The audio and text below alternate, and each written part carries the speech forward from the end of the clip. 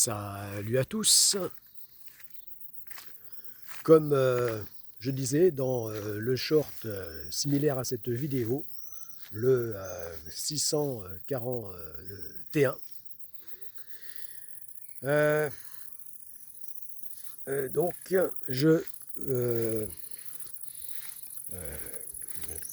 je, je te parle de, de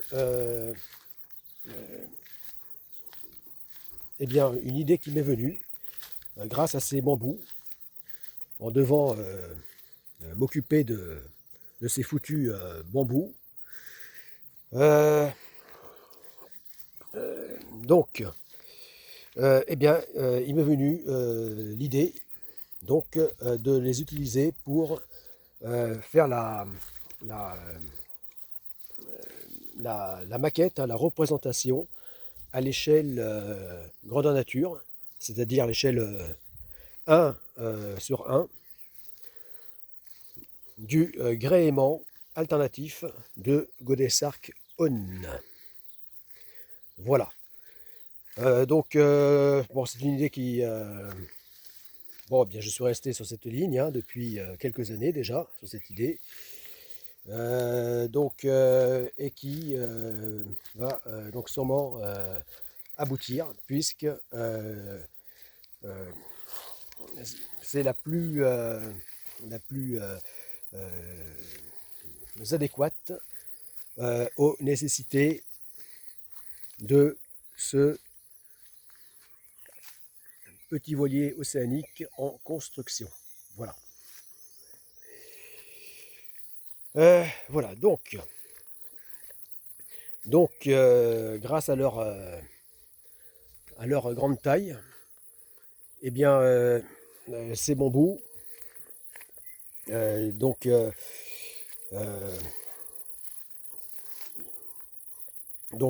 pouvant largement dépasser même les 6 mètres, voire même pour les plus grands, je pense qu'ils approchent les 10 mètres, même le plus grand là. Voilà, donc 6 à 9 mètres, hein, il faut. Euh, euh, donc, euh, donc me servir de ces bambous morts pour secs, hein, pour vu que j'ai trouvé donc des longueurs correspondant au gréement alternatif. Voilà. C'est-à-dire un gréement escamotable, c'est le but. Voilà. Qui permet, et amovible, qui permet facilement d'être mis en place, d'être démonté, d'être baissé, etc. Bon. Voilà, et qui soit en même temps à la fois le plus solide possible et le plus simple. Voilà. Donc il sera fait constitué de 2 tubes, chacun long de 10 mètres. De 10 mètres, qu'est-ce que je raconte? C'est le voilier qui est long de 10 mètres. Non, long de 4 mètres. Voilà. Chacun long de 4 mètres. Voilà. Donc ils seront constitués de non pas de ces bambous, quoique. Je pense notamment au peuple océanien, voilà, donc qui a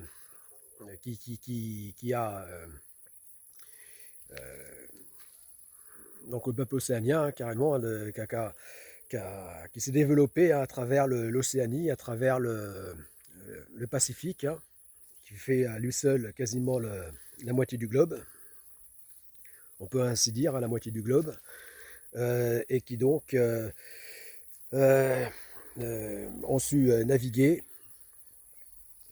depuis des millénaires sur des embarcations faites de fibres naturelles, de bambou et notamment donc le gréement, bambou ou autre fibre naturelle, mais en tout cas, voilà, donc quoique, hein, Quoique, pourquoi pas, mais non, je vais quand même pas pousser le minimalisme jusque-là. Je vais faire avec des tubes métalliques, voilà. Et alors tout de suite, on va penser à des tubes en aluminium, mais je vais faire avec ce que j'ai, parce que c'est des chutes de tubes que j'ai déjà depuis longtemps. Voilà,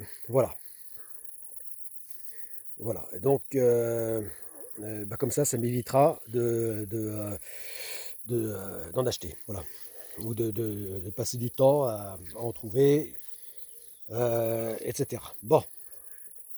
Voilà, donc alors que c'est des tubes que j'ai déjà en acier très solides, enfin des chutes, voilà, parce que ce sont des chutes qui vont d'environ 1 mètre à 1,50 m de longueur, donc il faudra que je les raccorde, que je les monchonne, voilà, donc pour constituer euh, deux tubes de 4 mètres de longueur chacun, voilà.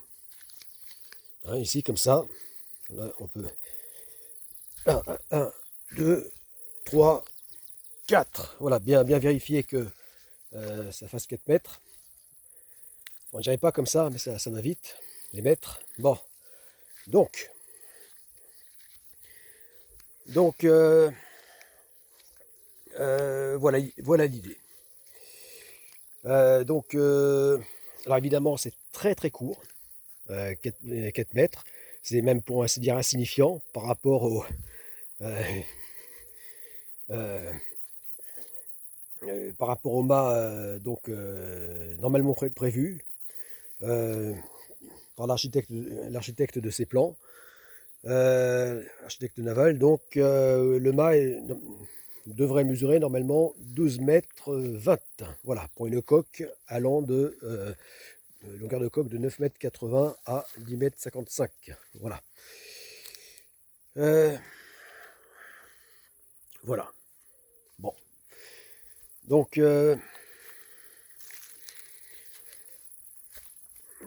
donc donc ceci peut paraître insensé, sauf que justement, au contraire, c'est ce qui serait insensé, vu le caractère de cette navigation no limite, la Psutago. Ce qui serait insensé, eh bien, c'est justement de partir avec un gréement normal, où inévitablement, à un moment ou un autre, il y aura des mâtages. Voilà, voilà. Avec un gréement normal. Et la question, ce ne serait même pas de se dire où l'accident va arriver, mais c'est combien de fois. Voilà. Donc, voilà, c'est pour ça que il est prévu de faire que tout puisse être gérable et réparable en totale autonomie. Voilà.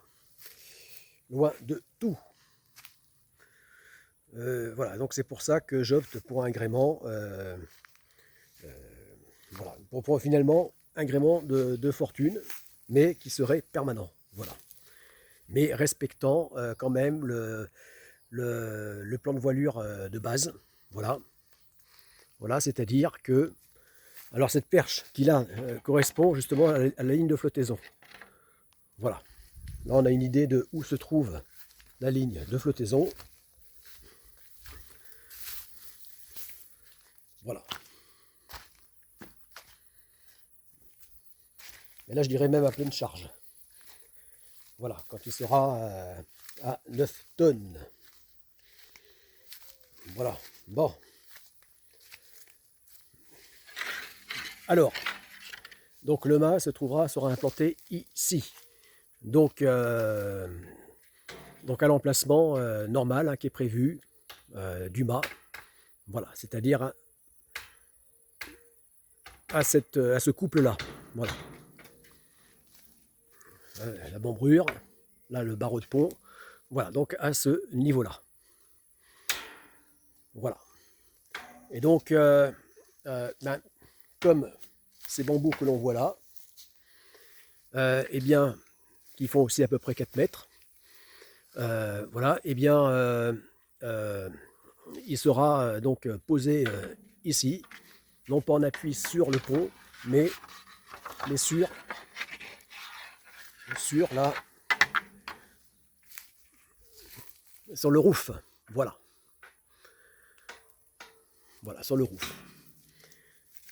Voilà, et donc sur axe pivotant, de façon à être rabattable, voilà, et aussi à être facilement, entièrement démontable, et autant que facilement remontable.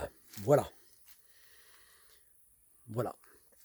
Alors évidemment, donc un mât aussi réduit, aussi minuscule, eh bien, amène à réduire de façon considérable la surface de toile, effectivement, puisqu'elle sera en gros divisée par 3.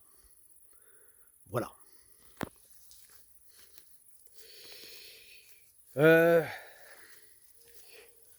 Voilà, bon, donc, enfin c'est le principe. Bon, enfin je reparlerai donc à ce sujet. Voilà, il y a bien des vidéos. Donc là, ça concerne donc l'étude et conception dans les playlists, études et conception des navires de la Godesarc Company, à commencer Godesarc On. Voilà.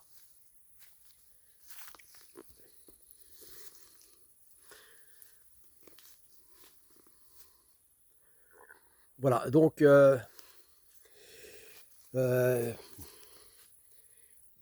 voilà, ben, prochaine vidéo que je ferai à ce sujet, ça sera pour, et ben on verra